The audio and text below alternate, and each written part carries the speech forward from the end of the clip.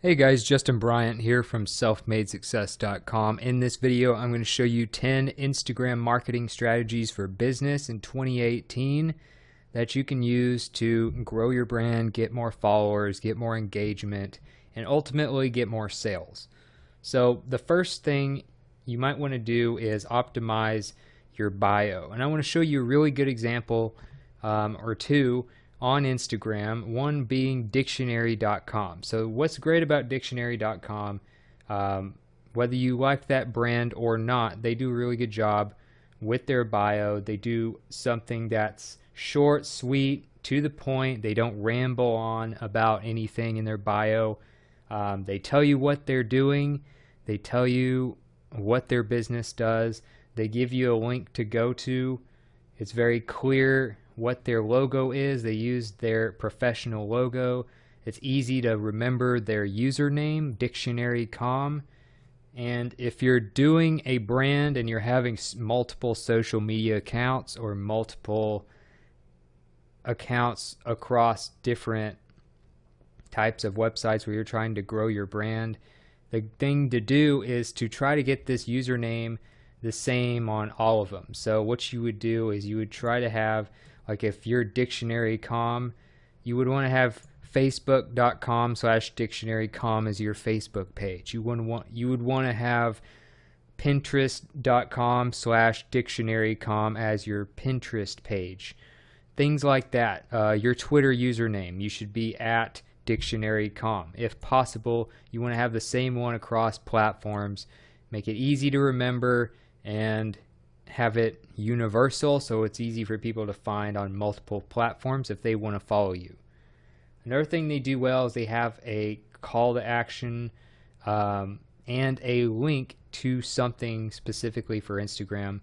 And they have the word of the day, get word of the day examples, and more. So after you've described your business and what you do in a short and sweet sentence, you want to have a call to action. Right here is the call to action. Get the word of the day examples and more. Whatever your business is, let's see, for instance, if you're looking at a different one, another really good brand to learn from is Founder Magazine.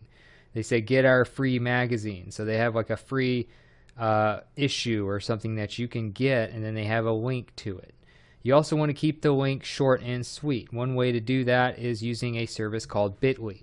Not only does it shorten your links, which is great for Instagram, but it allows you to track your clicks. So you know exactly how many people are actually clicking through from your Instagram profile. You can try different marketing campaigns and stuff like that to get more clicks. So highlight what you're trying to offer, have that call to action, and you might even add a few emojis. That's about the only thing you might change about dictionary.com's thing right here. You see Founder Magazine uses one, like a pointing down emoji to point down to the link to go to. A lot of profiles do stuff like that. You could say, GoPro does a good job, but they don't really use emojis. They do emojis pointing down to the link on Wayfair. So you'll see brands using like an emoji to kind of have a fun way of making bullet points, or they'll do like something like this where they'll point down to the actual link.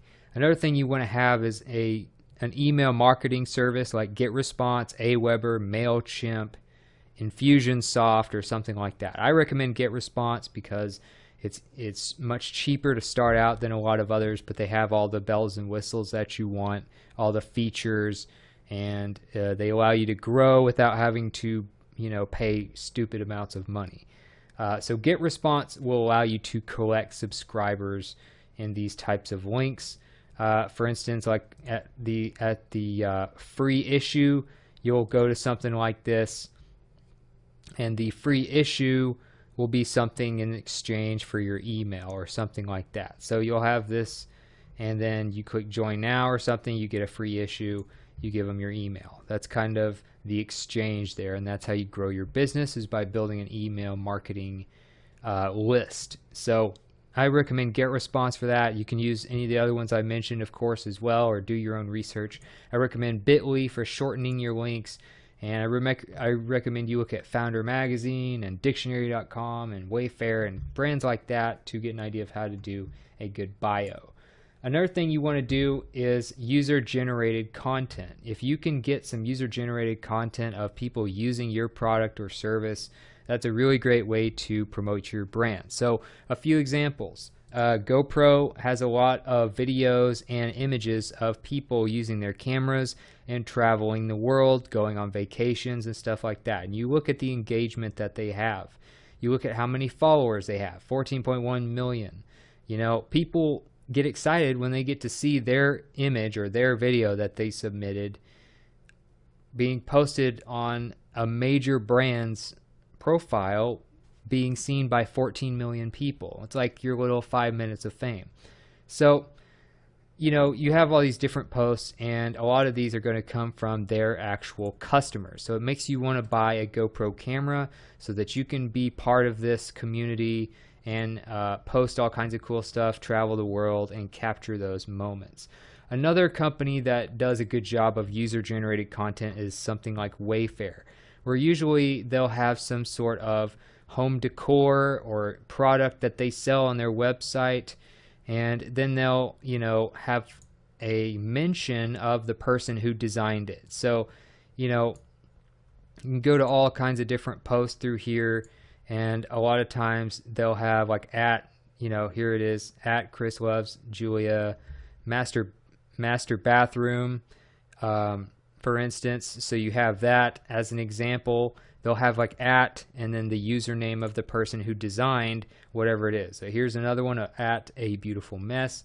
They designed that, you know, using Wayfair products. So stuff like that is another example of using user-generated content and making people want to do a lot of the work for you while marketing your brand. Starbucks is another example. They have all these different pictures of people with their frappuccinos and their lattes and stuff, traveling the world or just walking along the street or whatever. And they're getting their pictures shared by Starbucks. So one way to do this is to have a submissions page. So you have your own website. You may have heard of like the YouTube channel People Are Awesome, where they have all kinds of videos and stuff.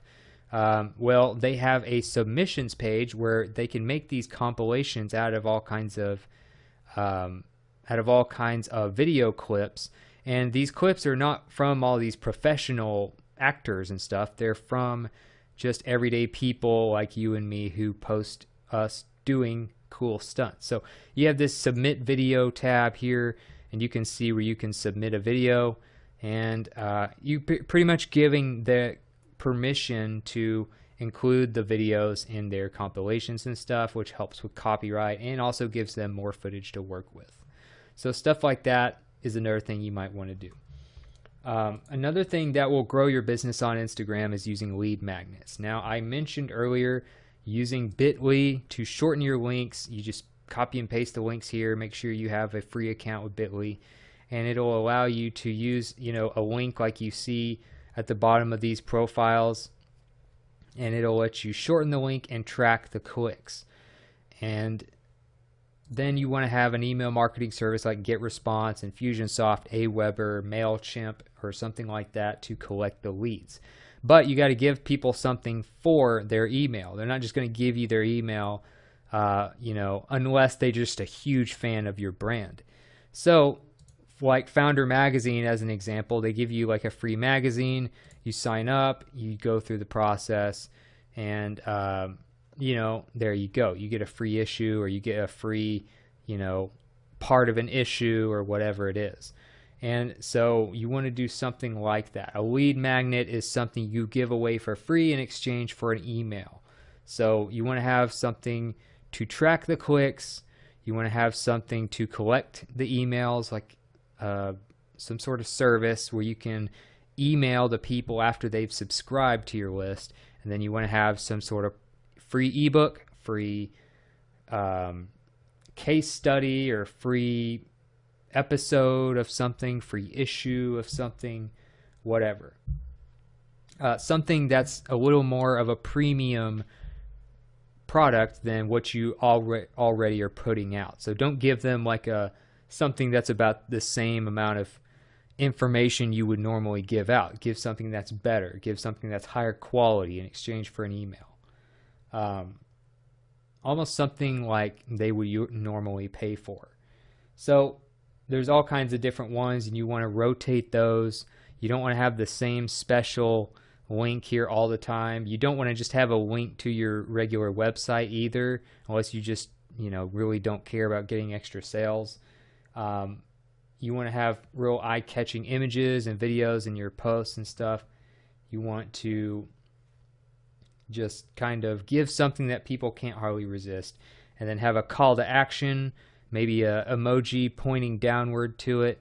Like get our free magazine would be the call to action, stuff like that. So those types of things can really add up to a lot more sales.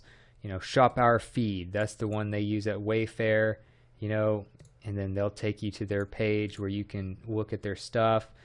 Share with GoPro and everything there, where you can share your images and stuff. You want to use lead magnets to get more things like that to help you.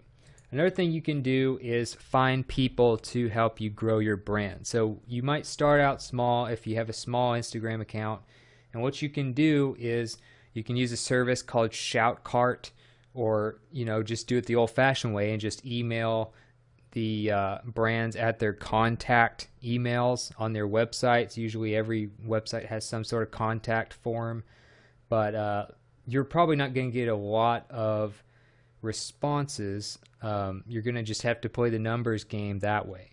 Now, if you use something like Shoutcart, you can pay them to give a shout out to you, or you can approach people and do like a shout out for a shout out type of thing, whatever. But this is an actual brand that is built for this. It's called shoutcart.com.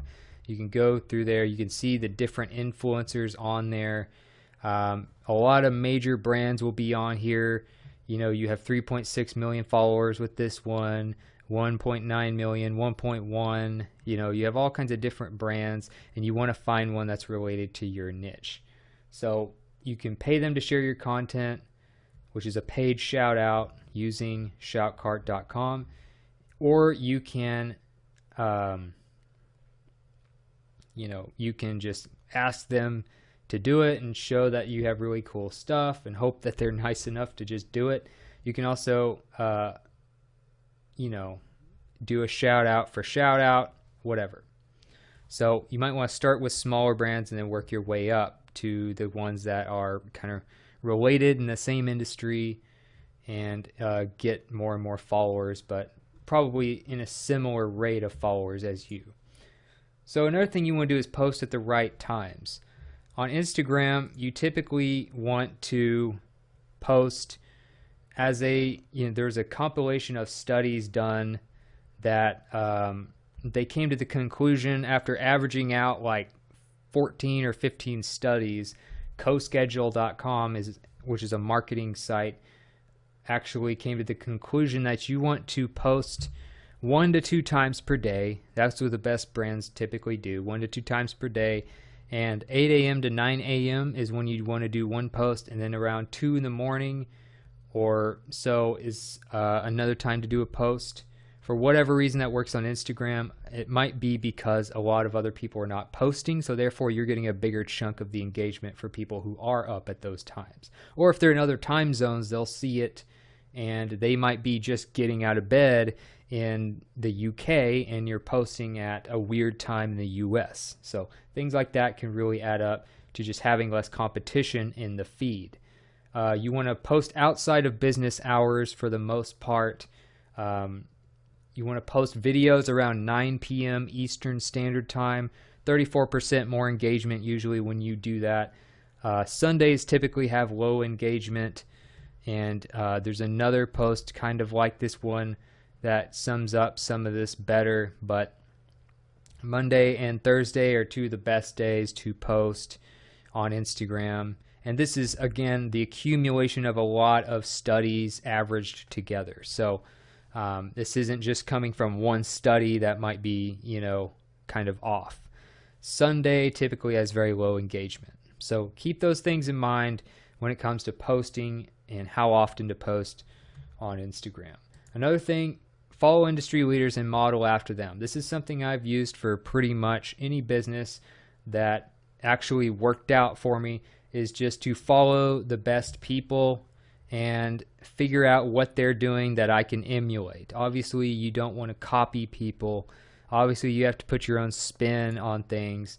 But say if you're like trying to build a brand about helping business owners or something, then some of your competitors might be Entrepreneur Magazine or Inc. Magazine or even Founder Magazine. So you could use those 3 brands, follow them on Instagram, see their stuff in your feed all the time, and get an idea of how they're growing their brand. Because see, all of them have a ridiculous amount of followers. Founder has 1.4 million, Entrepreneur has 1.8 million, and Inc. Magazine still has 390,000. So that's pretty solid, and if you could even get the average of those 3, you would have multiple 6 figures, if not more, followers, and that would be a huge win for your business on Instagram. So you can see that they typically post things like quotes. They'll post pictures of maybe entrepreneurs that they're interviewing or entrepreneurs that are starting new businesses, things like that. Entrepreneur, they have a lot of video tips and stuff like that, interviews, etc. Quotes. Quotes are pretty common between these types of brands and those types of things. And of course, they'll have occasional posts about their latest magazine or brand updates and things like that. So follow other people who are top dogs in your industry and then learn from them all the time. Also, you want to make appealing content for the demographic that Instagram has. If you don't know the demographic, it is about 61% of Instagram users are 18 to 34 years old. So you're talking young adults, college age, right out of college, starting their careers. Those are the kind of users that they mostly have. 61% are just within that small group age-wise. And about 7% more females than males on Instagram, somewhere around that number. So it's more female-based and young people-based. Make sure you have content that really appeals to them. So you can go around, look at different ones that typically perform well. If you find certain types of posts that get way better engagement than others, you need to learn to duplicate that more. So like for instance, if I'm Inc. Magazine, I look at these quotes and I notice that most of these quotes tend to get a lot more engagement. In many cases, 3 to 5 times as much engagement as all the other posts. So if they post a picture of an entrepreneur, it might get 1,000, might get 500, likes or something like that. Whereas if they post a good quote, they'll get 5,000 likes. They'll get 2,000 likes. They'll get another 2,000 likes. They might get even more than that, 8,000 likes, 6,000 likes. So the numbers leave really good clues to what you should be posting, but you want to make sure you know your demographic and optimize for them. All right. Another thing you want to do for your brand is you want to post with the right frequency and consistency. Again, you want to post about 1.5 times per day on Instagram. I already showed you like the best times of the day, best days of the week, and you want to post on 1 to 2 times per day recommended. High would be 3 times per day. So on average, 1.5 times per day is how often you want to post on Instagram. And as far as what to post on Instagram, how often to post promotional content, typically, like when they had, actually it was digitalmarketer.com had a guest post from someone who's in charge of a lot of the social media at Founder Magazine, and he talked about how they would post something about their latest issue, and they would do that only like every 20 or 30 posts. So you'll notice that he's right. He they don't post too much about their, you know, latest issue or direct links to their products. Most of the time they're posting things like quotes and stuff like that because they know that'll build their brand more, and that when they do post business related stuff like this, like their latest issue, then they'll have a huge audience to see it. But if you post promotional stuff too often, then you'll find that a lot of people won't want to follow you, or a lot of people will unfollow you. So you want to be careful about that. And you know, he said every 20 to 30 posts do something like a direct link to a product or something, but that might be a little on the conservative side. You might could get away with every, you know, maybe like 20% business stuff, 80%, you know, just quotes and behind the scenes and entertaining type stuff. So if you want to use a few tools for tracking that, I already showed you Bitly. That's great for tracking your links. Another couple of tools that you might check out are Affiliately for your metrics, and Social Blade's another great one. Great thing about Social Blade, they have all kinds of stuff on here for all kinds of websites. You would just put it on Instagram. You can look at different usernames and stuff, and check out what kind of traffic different ones are getting and stuff like that. You can look at the top lists. If you're looking at the top 50 most followed Instagram users, for instance, you need to get some ideas. You know, you can look that up on Social Blade, but they also have all kinds of stuff to help you track your analytics and things like that. And last but not least, my last tip, which I hope you don't have to use, but is something that can work, is you can follow people who also follow similar brands, so they will follow you back. Now, about 10 to 20% are likely to follow you back if you follow them, and you know they're related. They're interested in related things to your industry. So, for instance, if you're doing a business brand related to entrepreneurship or something, then you might follow people who follow Entrepreneur. You follow people who follow Inc. magazine. You follow people who follow a Founder magazine. Let's say you follow, you know, 30 to 50 people per day. You get about 10 to 20% likely to follow you back. And then you can find out whether you want to keep following the people that don't follow you back. Because eventually it's not going to look good if you are following, you know, way more people than are following you. It's going to make you look like you're just trying to, you know, get more people to look at your stuff and don't actually care about what other people are posting. So there are apps out there that will help you manage your followers. You can unfollow the people who don't follow you back. Again, I hope that you don't have to do this. I'd rather see you do ads, paid ads and stuff like that, than do something like this. This is a last resort when it comes to getting followers on Instagram. Now you can use something like unfollowers for Instagram, Follow Cop or something like that to manage this. If you need an app that will let you do this for free and manage who's following you and decide who you want to follow to hopefully grow your brand. So that's it for this video. If you thought this was helpful, please like and subscribe so I can create more videos like this for you.